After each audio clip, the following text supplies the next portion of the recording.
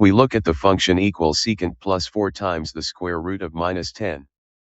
We do this to see our starting math problem. This is our original equation. We find the three parts which are secant, 4 to the power of 1/2, and negative 10. We do this to see each piece clearly. Each part is called term. We plan to find the derivative of each term one by one. We do this to solve the whole problem step by step. The sum rule says we can find the derivative of each part separately.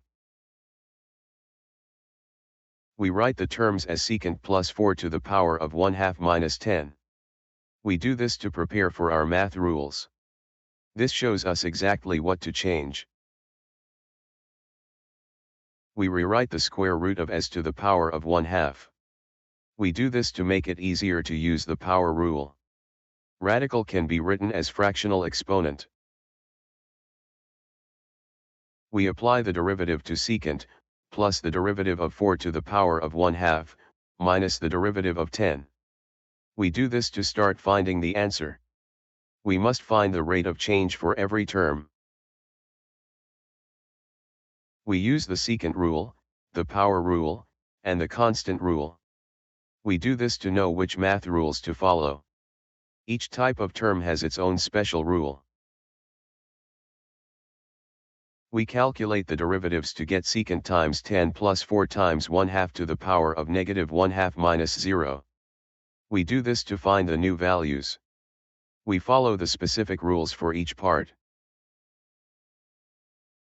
We multiply 4 times 1/2 to get 2. We do this to clean up the middle term. Multiplying number by fraction gives us new number. We simplify the expression to secant times 10 plus 2 to the power of negative 1/2. We do this to make the math shorter. Combining numbers makes the answer easier to read. We rewrite 2 to the power of negative 1/2 as 2 divided by the square root of. We do this to remove the negative exponent. Negative exponent means we move the term to the bottom of fraction. We write the final answer as dy divided by dx equals secant times 10 plus 2 divided by the square root of. We do this to show our finished work. This is the complete derivative.